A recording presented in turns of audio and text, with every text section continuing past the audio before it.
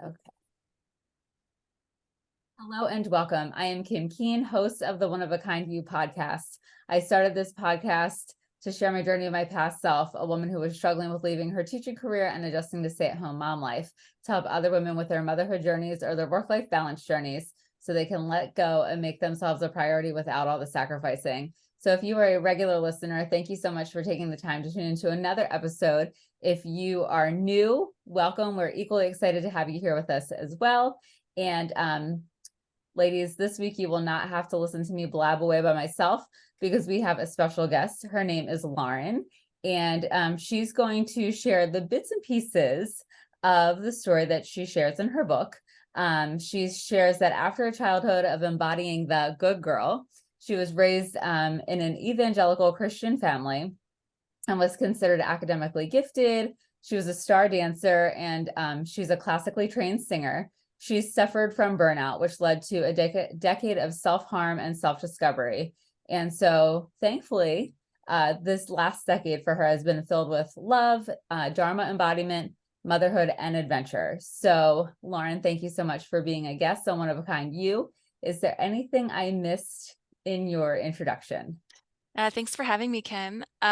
Yeah, like a whole 39 years of life, but that's a pretty good summary, I think, of a few key points for sure. And I do think of kind of my life in these three different parts of this childhood and then this like self-discovery and definitely harmful journey as well. And then the last 10 years or so, which has been finally like clicking into place with my career and becoming a mom and feeling more whole and fulfilled in my life. So yeah.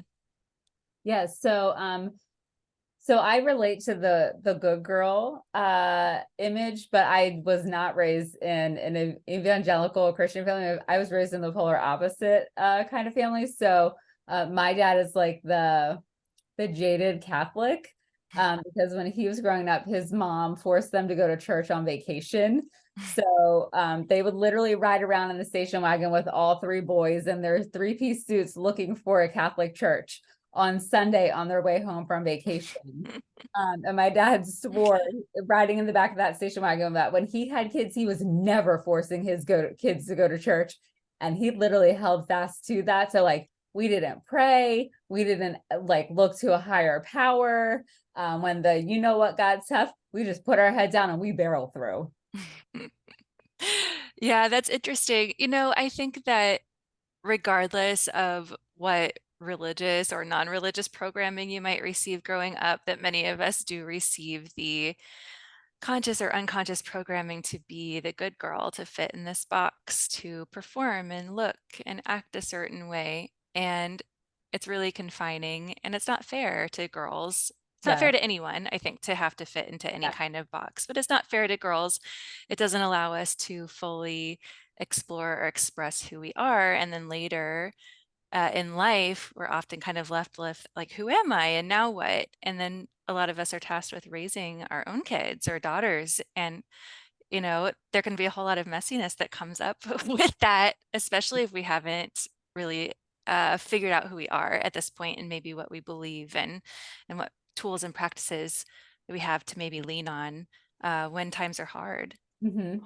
Yeah, 100%. And so at what point did you so does your faith still look like that? Or as you were um on this journey, did you break away from that and sort of rebel against that?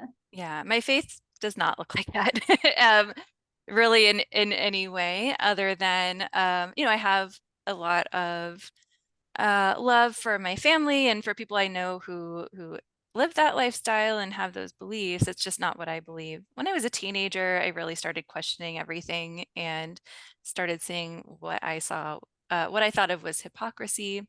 Mm-hmm. And around the same time, I developed a pretty nasty eating disorder. So it was a blessing in disguise in a way because it gave me access to therapy and to yoga, which is a huge part of my career and life now. And just to kind of like going into that deep self inquiry that I hadn't really explored before. So now I would say my spirituality is a lot more open. It's non dogmatic. But there is this through line of yoga, and that's what I explore quite a bit of in my book, as well as this idea of the sacred feminine, which is finding the feminine in the divine and Mhm. finding the divine within ourselves. Yeah. Yeah. That's beautiful. So what prompted you to write your book, Mm. and what is it I've called? always, it's called Embody Your Inner Goddess, a guided journey to radical wholeness. And I've always wanted to write a book. I'm definitely a teacher at heart. I love to teach. And um, it wasn't like the best timing necessarily in my life, but I was on a walk with my daughter, who was 1 at the time. And this idea just came through, almost like fully formed, not word for word, but the outline of the book and the structure and the thesis, how to put like my story and teachings and all of this together into a truly like a guided journey that can help people find the same wholeness in their lives. And yeah, it wasn't great timing. I had a 1-year-old. My husband just had like a major surgery. I was bringing my business back from the pandemic. I have a yoga studio and do yoga retreats and all kinds of stuff that were greatly affected by the pandemic. And yet this idea came in a moment of kind of letting my mind go and relaxation. And I just knew that I needed to do it. I really think that the the strength and devotion that I have pulled from myself to become a mom and to parent the way that I want to helped fuel creating this as well, because I had to show up every day for it, even when I didn't feel like it. And motherhood is very much the same way. We don't Right. always feel 100%. But when we're devoted to something greater than ourselves, it gives us that motivation and fire to show up, even when it's hard. And I Mhm. hope that it doesn't take motherhood, you know, or an idea or something like that for women and for people to show up for themselves. You know what I mean? Like everyone is worthy of that, but it can take like almost a full reparenting of oneself. And it can take like a journey of self-love to get there, to know that we're worthy of that. Yeah. And so, do you, so your book is like a guided journey. So is it like a memoir in addition to like, here's how you can help yourself on your journey? Yeah, so I think like Hay House, who's not my publisher, but they're a big like self-help publisher. Yeah. They call these teaching memoirs Okay. because they are uh they take the opportunity to teach while weaving in one's own story, and that's certainly what I do. It is broken down into 7 weeks. So I'm a course creator. I have taught yoga for a long time. I lead yoga teacher training. So when this book idea came, I knew that I wanted it to be really interactive and to give people like a framework to work through instead of just something to read and like hopefully it will make some kind of difference by osmosis or something like that. So it takes place over 7 weeks, which is it's a big ask, I think, on my part, and we go through the chakra system, which is this energy system in the body. So every day I talk about a different concept. I might weave in a story from my life, and then I ask the reader to reflect on the concept through journaling questions. And then I give some sort of embodiment practice every day too. So that might be a yoga pose. It might be some sort of action item. Like there's one day where you text a friend how much you love them. Like it's something to do to bring the information into your being. So for me, this is yes, a journey through the energy body, but it's really looking at all of these different things that make us both human and spirit, and maybe unearths parts of our story in order for us to love ourselves more. So I wouldn't say it's necessarily a way to like improve yourself in Mhm. any way. It's more of a way to find this like profound sense of self acceptance and I think confidence and wholeness that comes through this like, I think beautiful accepting of our flaws and our strengths, and maybe even seeing our flaws as strengths eventually. So it's I feel like I'm being very wordy describing it, but it It's does all good. encompass And like so much of what makes us who we are. yeah. Yeah. And so, you mentioned that yoga is a huge part of your life. And so I was like, oh, same. because when I started on my healing journey, I was in therapy and it was not going well. And because my therapist was like pumping, like trying to pump meds down my throat, and I could not allow myself to take them because I had already seen myself as being a failure for only making it as an elementary school teacher for 6 years and not loving transitioning to being a stay-at-home mom, and feeling horrible that I wasn't pulling my weight in my relationship with my husband financially, and all of these things that it was like outside good girl programming that I was like, oh, I'm so bad now. And so the one gift, even though she was relentlessly like, you need medication, she did say, you should try yoga. And that was, I'll say, the first step in really, for me, in diving into like more holistic modalities to heal and develop self-acceptance and knowing my worthiness. And so how did you come across yoga? Yeah.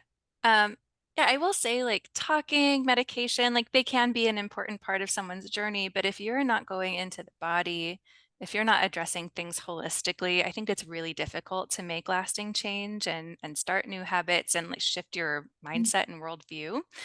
Um, for me, I was introduced to it while I was 17 and in the hospital for my eating disorder. And it was not something I had really any exposure to up until that point. Like I said in my bio, I was a dancer and I was used to moving my body and kind of expressing emotion through that way. So when one of the nurses in the hospital said she was going to lead a yoga class, I was like, oh, great, maybe they'll let me like stretch. I had no idea that I was going into this like dark room with candles and not really moving a lot, but breathing and being in quiet.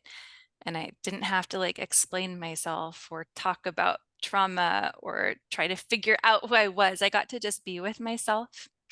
And it felt so profound in the moment.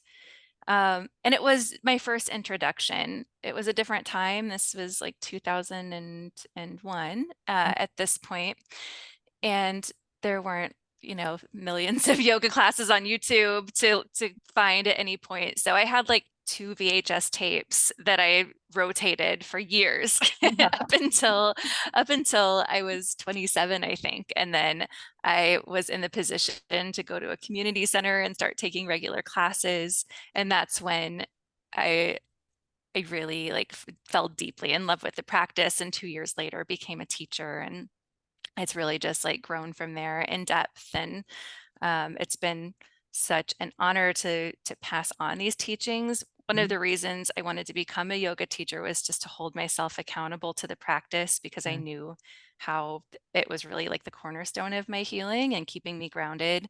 So it really has done that over the last 10 years. I don't think I should pass the practice on to anyone else if I'm not grounded in it. So it's been yeah, such a huge part of my life and a big part of my transition into motherhood too, just figuring out uh, how to mom. I leaned like really heavily on the philosophy at the time, even when I wasn't able to like practice like I was used to.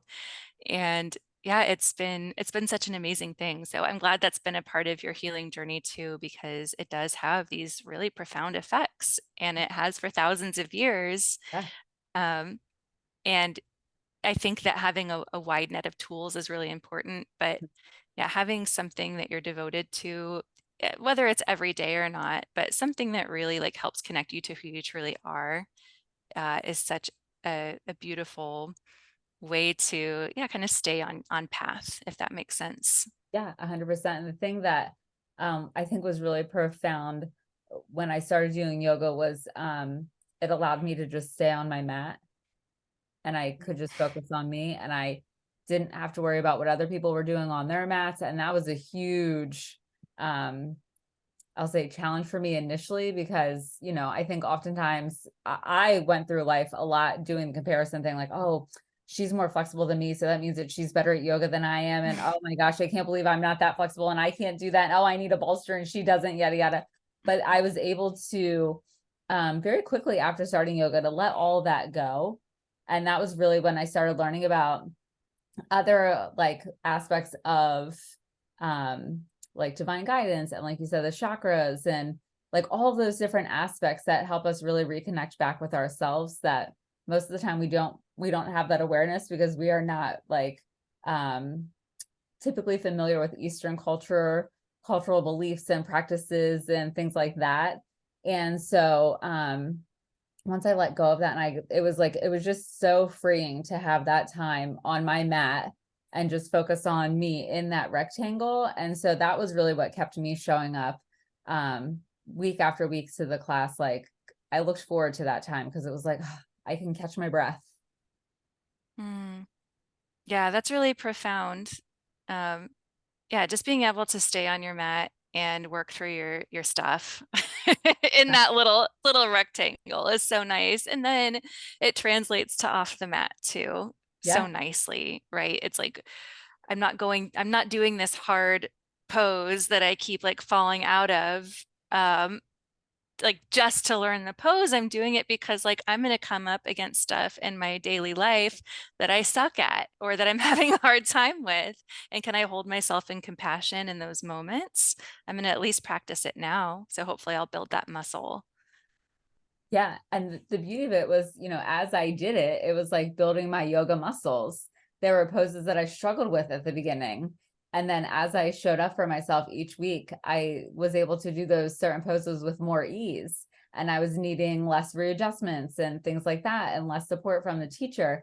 I was like, oh, look, I am capable. So then it was like that also translated off of the mat. It was like, yes, Kim, you are capable. You can do hard things. Things aren't always a struggle. The more you do them, the easier they get. So there were so many beautiful lessons from the yoga mat that translate outside of the yoga studio. So yoga is like always near and dear to my heart.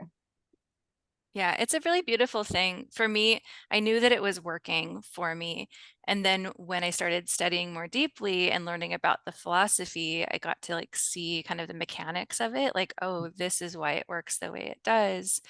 And that's a lot of what I outline in my book. Actually, it's not fully yoga focused, although it's just such a part of who I am that, it seeps in there quite a bit. But it's truly about like, who are we? Like, what is the soul and how do you find your soul? And I'm speaking a lot to like the feminine aspects of who we are too in this book.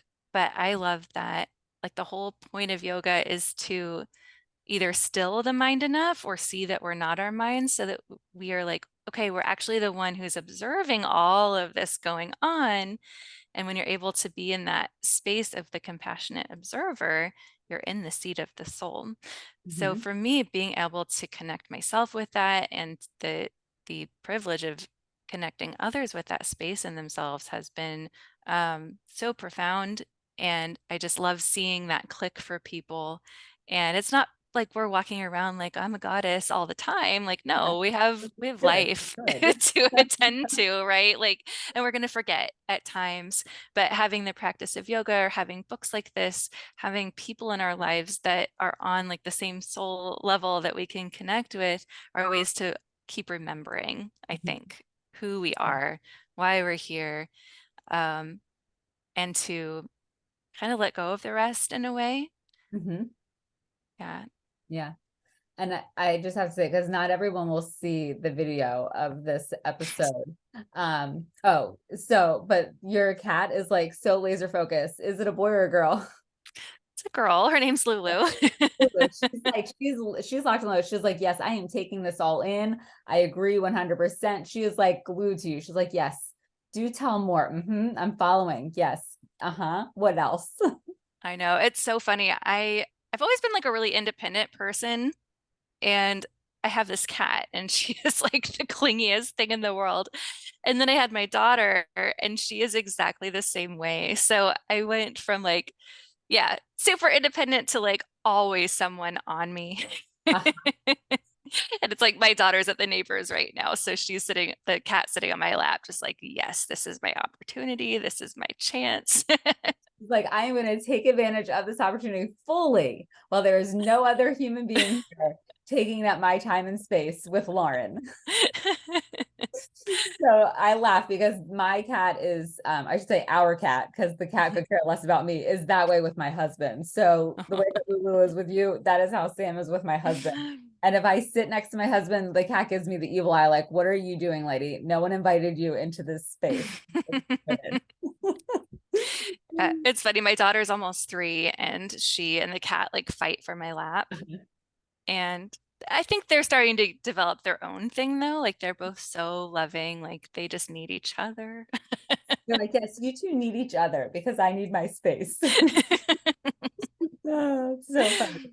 Yeah, it's all sweet. It is. But you know the saying, two's company and three's a crowd. For real. So Lauren, I feel like we could just talk and talk and talk and talk and talk, because there's so many different directions that we could go with your journey. But if someone is at some point in their journey and they're like, oh yes, I really relate to what Lauren has been saying, but I'm really just not sure quite the next step to take. What is your words of wisdom, your little golden nugget that you could send them away with? Yeah, I think my biggest thing would be first to connect with the body. And I think in our Western culture, we think of the body as something to either like divorce ourselves completely from, or to like perfect. And we exercise to look a certain way. Maybe we're more into wellness, longevity, but the body, I think, is the gateway to really like the intuition and to the soul. So that like deep presence with the body is really important. And when we're present and connected with the body, we then become connected with higher wisdom, because the body is so intelligent. Think about maybe someone is walking down the street towards you and there's something in your body that just knows, like, cross the street, this isn't safe, right? That's like part of our human instinct. We often ignore that. Yeah, we often ignore it. And then we have, I think, this higher self that lives within each of us. And it's hard to access if we're disconnected from the body and if we're in our heads all the time, like in the thoughts instead of observing the thoughts. Yes. So I would say that's the next step, is accessing the intuition.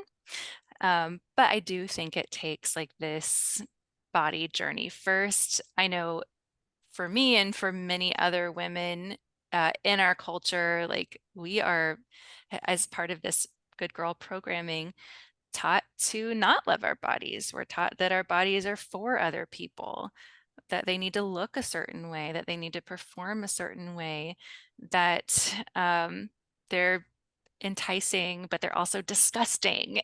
Yes. And it really removes us from this innate wisdom that we hold. There's so much of we didn't even really go into the feminine, masculine, but so much of the feminine like lives in the body. It's about like grounding, it's being connected to the earth. So for me, that's always the first step. And we start off with the root chakra in the book, and we start off day one with the body, because it is, I think, the touch point to this like higher ascension, and it has to be included. And it has to be loved on. Oh, 100%. And I think most of the struggle lies in that we are always, at least I can say, I was always in my head. It was like, it was amazing that there was like literally not smoke pouring from my ears. It was like a million miles an hour, like thinking, analyzing. Oh, think, analyze some more. Oh, analyze something that happened 29 years ago. Okay. And so I think that's so important, is like getting back in touch with your body, because once you do that, then the mind and the body can sync up, and like you said, that's really where the magic happens. Yeah, I think so. And I think when we're talking about embodiment, and that's part of the title of the book is Embody, it's that like, yeah, that authentic feeling of being fully yourself, and that absolutely includes being in your home on this earth, which is your body. Yeah. And being in integrity, by mind, body, and spirit all working together. Yeah. And we only get one body. So Yeah. it's super important to love it in a way that is aligned for you, and not in a way that you are told to, like, oh, you have to have like a 6-pack stomach, or you have to have like the cute little bubble butt, and go go do all those squats or whatever, like drinking celery juice or whatever it is, like all the crazy things that that we try to get that quote unquote perfect body image that, people say you have to have in order to be seen as beautiful. Yeah, I think also, us embodying that self-love is going to make an impact on our daughters. I know you have Mhm. daughters, I have a daughter. Sons need to see this too. But I know I have a wonderful mother. She was horrible as far as like her self-talk and her self-image and her body image, and that really rubbed off on me. And so I'm now really conscious about not only like not saying certain things, but actually loving my body, you Mhm. know, and hoping that that makes a difference. Because I know our generation, we were up against movies and magazines and ads, different portrayals of this like ideal body, but now like our kids and we are inundated everywhere Yes. um, by these fake images, like Mhm. whether they're filtered or AI or, there are so many. I follow some accounts that show like all of the new programs and stuff that are out there to like create these fake images. Yeah. And, it's pretty scary, I think, to as a parent to know that your child will inevitably be exposed to these things. But I think the best that we can do really is to like model that true, authentic self-love and hope that it rubs off. Yes, 100%. And that's so our moms are similar. My mom has some severe trauma, but she in her past, which has led to the body image issues that she has and the really not great self-talk. And it also rubbed off on me. But so I was always on the thinner side. So my mom would encourage me, like, oh, you can wear the belly shirt, you can wear the short Mhm. shorts. As long as you've got it, you should flaunt it. And so then it was like once I found out I was pregnant, I was like, oh my God, well, what if I get what if I get stretch marks? Like, oh my gosh. So then I'll say my body image issues started when I entered motherhood, because then of course, like your body is not the same after you have babies. At least my body wasn't the same after I had babies. And so then it was like, and that's kind of where the yoga came back in. It was like learning to like appreciate the journey of my body. Like, yes, I carried two butterball babies and I have the quote unquote mom scars to prove that. Like, not that there's, proof needed, but like that I was capable of doing that. And so for my girls too, because now my one daughter will be 14 in December and my other daughter will be 11 at the end of this month.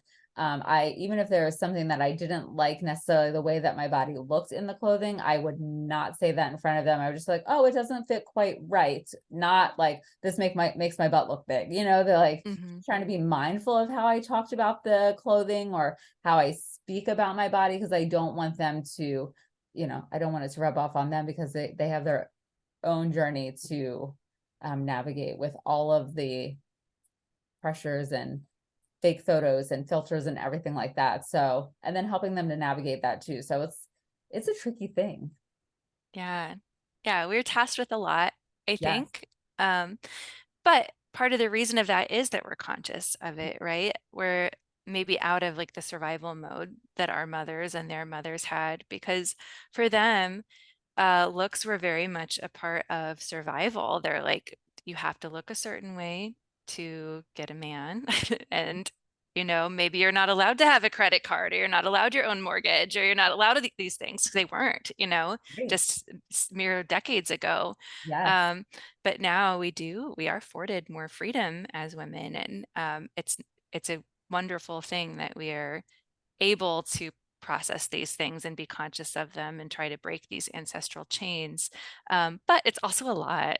Yeah. It's a lot, and we can't do it perfectly. No, no. And so I think that's the beauty, is as long as you can do it with some grace and some compassion for yourself, and knowing that there are going to be bumps in the road, and um coming back to your yoga mat or back to your meditation or grabbing your book so that they can read it and take that, that journey when they're feeling like, I don't really know quite what to do. Let me grab Lauren's book and she's going to help me get through it. So, yeah, so I mean, we have a big task of us, but it's nothing that we are not able to do, because let's face it, ladies, we are strong, capable women. Yeah, yeah. I have a day or a chapter called I am strong AF, and I totally mean that. Like, Yes. the resistance that we face is what strengthens us. Mhm. And I think many of us are so, so strong, even if we haven't proven that to ourselves just yet, but it's there.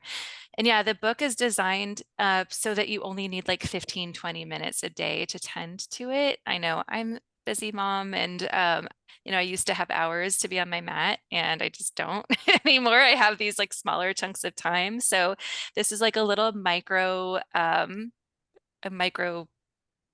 spiritual practice, I suppose, to tend to every day, so you don't have to think about it. It's there waiting for you, and you flip the page open and continue on the journey. So I'm here to help make it a little bit easier for people to go through this process of self-inquiry and self-love and checking in with oneself, so that they can show up more wholly, more embodied, for themselves, for their families, for the world, for their purpose. And I think it would be a beautiful thing if everyone kind of clicked into that and woke Yes. up to it. Yeah, absolutely. Lauren, this has been such an amazing conversation. Ladies, grab the book. It's in the show notes. So don't worry about Googling and going down that rabbit hole. Feed is in the show notes. So all you gotta do is click the link. And if you want to connect with Lauren on Instagram too, her Instagram handle is also in the show notes. So again, your connection is there. So Lauren, thank you so much for taking the time to chat with us. Hopefully Lulu is okay with it too, because I know she's like trying to get every last second of Lauren in that she can before Lauren's little comes home. Thanks, Kim. Thanks for having me and Lulu today. Yes, of course. So, ladies, if you found this episode helpful, please feel free to share it with a friend, because let's face it, the more the merrier. And if you would be so kind to leave a review, I would greatly appreciate it, because I take the time to read all the reviews to ensure that this podcast continues to be a place of support and guidance, and really a one-stop shop for all things womanhood and motherhood, because let's face it, ladies, we have got to stick together. So thanks so much for tuning in, and we will see you next week.